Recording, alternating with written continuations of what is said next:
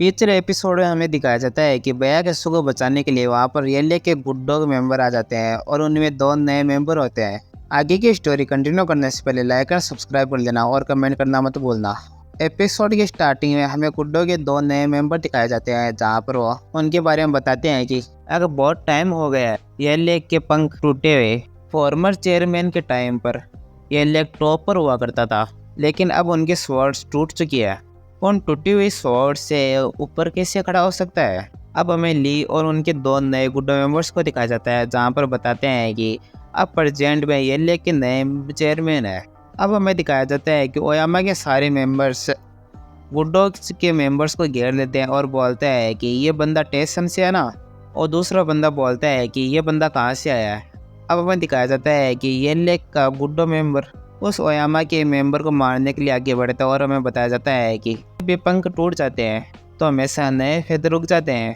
अब हमें दिखाया जाता है कि वो गुड्डो का नया मेंबर उस ओयामा के मेंबर को एक पंच मारता है और एक ओयामा का दूसरा बंदा उस दूसरे नए गुड्डो मेंबर्स के पास जाकर बोलता है कि तुम सभी लोग मर जाओगे।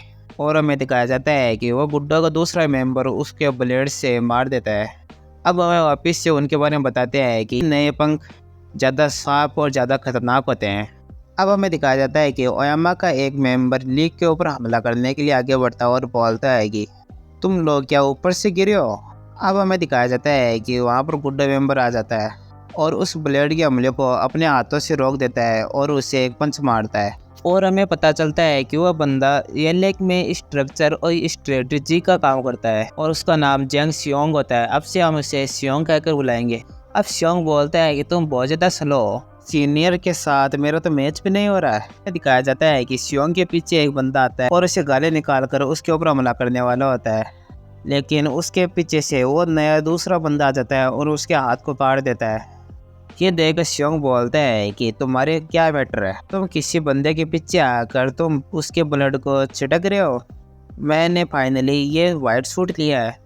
अब वो नया बंदा अपना ब्लेड को पूछते हुए बोलता है कि यहाँ पर चारों तरफ ब्लड ही ब्लड है, इसी कारण तुम्हारा सूट खराब हो गया है, ये तो काफ़ी ज़्यादा मैस हो गया है। अब हमें दिखाया जाता है कि वो बंदा भी ये लेक में स्ट्रक्चर और स्ट्रेटजी का मेंबर होता है और उसका नाम ओगुजुन होता है। से हम उसे जुन कहकर ही बुलाएंगे। अब गुड्डो का दूसरा मेंबर बोलता है कि मैं यहाँ से संभाल लूँगा चेयरमैन, बाकी का काम इन दोनों के ऊपर छोड़ दो। अब उन दोनों को दिखाकर वो गुड्डो का मेंबर पूछता है कि इन सुयोंग और जुन को तुम इन दोनों को कहाँ पर ढूंढ कर लाए हो। अब हमें पास्ट का सीन दिखाया जाता है, जहाँ पर सियोंग को दिखाया जाता है। अब हमें वो गुड्डो का नया मेंबर बोलता है कि हमने चेयरमैन ने हमारे ऊपर विश्वास किया नए स्ट्रक्चर बनाने के लिए, तो हम पूरी कंट्री में टैलेंट्स को ढूंढने के लिए चारों तरफ हो गए। अब हमें दिखाया जाता है कि सियोंग एक बॉक्सर होता है और सबसे पहले हमने सियोंग को ढूंढा। वह ओरिजिनली एक प्रोफेशनल बॉक्सर था। वह तब तक ही प्रोफेशनल बॉक्सर था जब तक कि उसके फाइट से पहले होने वाले स्पेरिंग में एक्सीडेंट से उसके एक आँख चली गई। उसके अपोनेंट में अपने हाथों से ही उसकी आँख को फोड़ दिया। अब हमें दिखाया जाता है कि उसका अपोनेंट उसकी आँख के ऊपर पंच मारता है और वह नीचे गिर जाता है। अब सियोंग के कोच बोलता है कि वो पागल आदमी क्या कर रहा है, सियोंग क्या तुम ठीक हो। अब हमें दिखाया जाता है कि उसकी आंखों से बहुत सारा खून निकल रहा होता है और हमें बताया जाता है कि तभी से उसका एथलेटिक कैरियर ख़त्म हो चुका था। और मैं श्योर हूँ कि चेयरमैन ने इस कहानी के बारे में थोड़ा बहुत सुना होगा। अब हमें दिखाया जाता है कि सियोंग के अपोनेंट उसको बोलता है कि चलो मेरे पास वापस से आओ, और हमें बताया चलता है कि वो अपोनेंट और कोई नहीं, रिव्यू होता है। अब रिव्यू बोलता है कि चलो मेरे से दोबारा से फाइट करो। अब हमें बताया जाता है कि ये बंदा अपना रिवाइव लेने के लिए फाइट कर रहा है और प्रेजेंट का सीन दिखाया जाता है, जहाँ पर वो ओयामाज के बंदों को मार रहा होता है और दूसरी तरफ अब गुड्डा का दूसरा बंदा जो अपने ब्लेड से सभी को मार होता है। और हमें बताया जाता है कि सरप्राइजली ये केस नहीं है, यहाँ पर एक्चुअली दूसरी साइड भी कोई बंदा अपना रिवाइव लेना चाहता है। और हमें बताया जाता है कि वह गुड्डोज का फर्स्ट मास्टर ओ म्योंगवान का बेटा होता है। अब सीन कट होता है और सियोन को दिखाया जाता है, जहाँ पर सियोन उन दोनों बंदों को देखकर बोलता है कि क्या इन दोनों बंदों को इतने दिनों तक छुपा कर रखा था। और हमें उन दोनों की फाइट दिखाई जाती है, जहाँ पर सियोन बोलता है कि ये काफ़ी ज़्यादा इफेक्टिव है इनकी वजह से ये स्मॉल फ्राई उनके पास बिजी है और हमें दिखाया जाता है कि सियोन के पीछे नोबू हमला करने वाला होता है और सियोन बोलता है कि मैं सोच रहा हूँ कि बोरिस भी बिजी होगा या ये कितना बुरा है, मैं उसके लिए इंग्लिश भी सीख रहा हूँ। अब हमें दिखाया जाता है कि सियोन उस अटैक को डोज कर लेता है। अब सियोन बोलता है कि आराम से भाई, थोड़ा शांत हो जाओ। अब नोबू बोलता है कि आज तुम ज़रूर मरने वाले हो।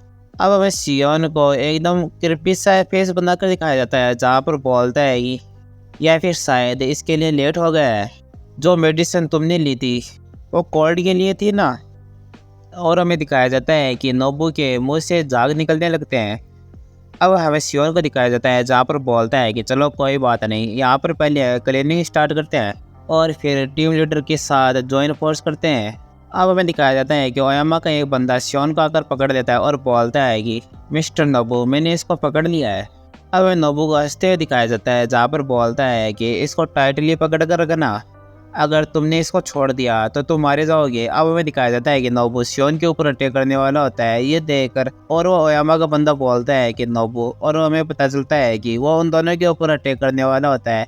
अब सियोन अपना पैर उस ओयामा के बंदे को ऊपर मारता है, जिसके कारण वो नीचे गिर जाता है। अब हमें सियोन को दिखाया जाता है, जहाँ पर बोलते हैं कि एक मिनट रुको। अब हमें दिखाया जाता है कि और नोबू उसके ऊपर अटैक करता है, लेकिन सियोन वहाँ से डॉज कर लेता है और हमें पता चलता है कि वो अपने बंदे के ऊपर ही अटैक हो जाता है। अब नोबू बोलता है कि ये कोई भी मैटर नहीं करता है कि मैं कितना वीक हूँ, लेकिन मैं तुम्हें फिर भी मार दूंगा। अब हमें दिखाया जाता है कि सियोन बोलता है कि क्या वो तुम्हारा साथी नहीं था। अब सियोन गुस्से में अपना ब्लेड निकालता है और फाइटिंग पोजीशन में आ जाता है। अब नोबू बोलता है कि साथी, इस तरह के साथी तो हमारे पास बहुत सारे हैं। अब हमें दिखाया जाता है कि सियोन को चारों तरफ घेर देते हैं। अब नोबू बोलता है कि चलो तुम जितना मांगते हो मैं उतना दे दूंगा, और ये सब कुछ एक कॉमरेड होने के नाते गिफ्ट समझ लेना। अब सीन कट होता है और हमें बया क्योंग और मेने जेंग की फाइट दिखाई जाती है, जहाँ पर बया क्योंग मेने जेंग के ऊपर अटैक करता है, जिसके कारण मेने जेंग के चेहरे के ऊपर अटैक लगता है। अब बया क्योंग बोलता है कि मैंने फाइनली आपको एक सॉलिड हिट दिया। अब वापिस से मेरे जेंग अपने फाइटिंग पोजीशन में आ जाता है और बोलता है कि क्या तुम बया क्यों हो। चलो अंत में ऐसा हो गया है। अब बया क्यों बोलता है कि यीशु, क्या तुम ठीक हो। अब यीशु बोलता है कि ब्रदर मैं ठीक हूँ। अब बया क्यों बोलता है कि तो फिर वो बंदा मैनेजर जेंग है, मैं इसको पहली बार अपनी आंखों से देख रहा हूँ। ये सुनकर मैनेजर जेंग बोलते हैं कि पहली बार ये ऐसा हो गया है, मैंने सोचा कि हमने एक बार तो मिले होंगे, अगर तुम मेरे से मिले होते तो तुम मरे हुए होते, समझ गया। अब मैनेजर जेंग बोलता है कि क्या तुम सच में सोचते हो कि तुम बया के से बेटर हो। अब बया क्यों बोलता है कि सीरियसली हर बंदा मुझे देखकर यही सोचता है कि मैं किसी तरह का कोई भगवान हूँ।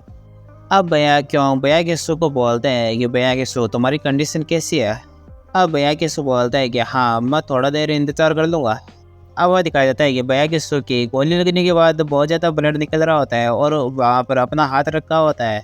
ये देखकर बया क्यों कुछ सोचता है और बोलता है कि तो वहाँ पर खड़े रहो और देखते रहो, मैं बहुत जल्दी इसको ख़त्म कर दूंगा। अब मैनेजर जेंग फाइटिंग पोजीशन में आ जाता है और बोलता है कि सच में बया क्यों, चलो अब तुम्हारी स्किल दिखाओ। अब हमें दिखाया जाता है कि मैनेजर जेंग और बया क्यों फाइट करने लगते हैं और अपने ब्लेड को एक दूसरे से टकराते रहते हैं।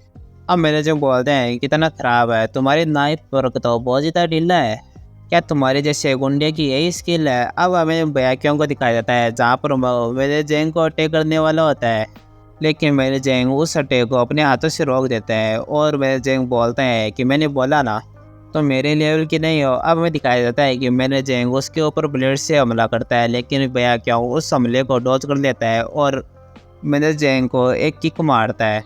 अब बया क्यों बोलता है कि मैंने एक पत्थर से 2 शिकार कर लिए। अब हमें दिखाया जाता है कि बया जेंग के मुंह पर लगी थी, जिसके कारण उसके मुंह से खून निकल रहा होता है। एक पत्थर से 2 शिकार इसलिए बोल रहा था क्योंकि मैनेजर जेंग ने उसके ऊपर भी किक मारा था, जिसका कारण बया क्यों नीचे गिरा हुआ था। अब मैनेजर जेंग उसके ऊपर अटैक करता है, लेकिन बया क्यों उस अटैक को डॉज कर लेता है। अब बया क्यों बोलता है कि सिट में तो उसके चिन के पास पहुंचने वाला था। अब बया क्यों अपने पैर को देखता है और बोलता है कि जैसा मैंने सोचा था ये अभी भी मुझे प्रॉब्लम कर रहा है। अब मैनेजर जेंग को दिखाया जाता है, जहाँ पर वो सोचते हैं कि क्या ये बया क्यों या फिर बया क्यों जैसे एक्टिंग कर रहा है। मैंने तो बहुत ज़्यादा एक्सपेक्टेड किया था। किसी को भी पता नहीं लगता होगा भैया केसु भैया क्यों की एक्टिंग कर रहा होगा। अब वह सोगो को दिखाया जाता है जहाँ पर वो अपना कटाना लेकर उनके पास आ जाता है और बोलता है कि भैया क्यों, या फिर मैं कहूँ कि भैया केसो। क्या वो भैया केसो था? अब हमें दिखाया जाता है कि ये सुनकर भैया क्यों पीछे मुड़ता है और सोगो बोलते हैं कि मैंने तुम्हें बोला था ना कि मुझे कुछ भी फर्क नहीं पड़ता है कि अब कौन हो। अब हमें दिखाया जाता है कि वहाँ पर भैया केसो नीचे बैठा होता है और सोगो अपनी कटान लेकर उसके ऊपर अटैक करने वाला होता है। ये देखकर भैया क्यों बोलता है कि सोगो क्या तू पागल हो। अब हमें दिखाया जाता है कि भैया केसो के ऊपर सोगो अपनी कटाने से उसकी गर्दन काटने वाला होता है। अब सोगो बोलता है कि एंड में ये टेस्ट से नहीं तुम दोनों ब्रदर्स की कब्र बनेगी। और ये एपिसोड यहीं पर पूरा होता है। अगर ये एपिसोड आपको अच्छा लगे तो लाइक और सब्सक्राइब कर लेना और कमेंट करना मत भूलना।